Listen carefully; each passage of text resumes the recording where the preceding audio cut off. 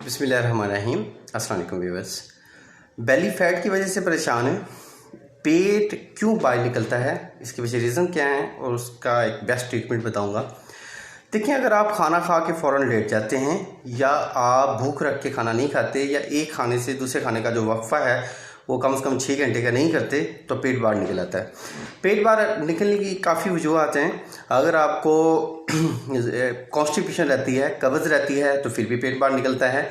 अगर gastric problem है, gas का मसला है, गैस का खराज नहीं होता तो फिर भी पेट बाहर निकलता है। और अक्सर ख़वातीन के डिलीवरी के बाद पेट बाहर निकलता है। तो एक बहुत ही सिंपल सी टिप है, अजवाइन वाटर लेना है। अजवाइन वाटर आपको मेडिकल स्टोर से ईज़िली मिल जाएगा।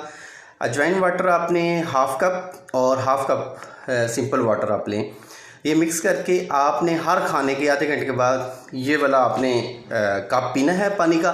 इंशाल्लाह चंद रोज़ के इस्तेमाल से स्टमक के अंदर कोई मसला है, एसिडिटी का, कॉन्स्टिपेशन का और जलन वगैरह होती है तो ये भी ठीक होगा और इसके साथ साथ बेली फैट भी कम होगी।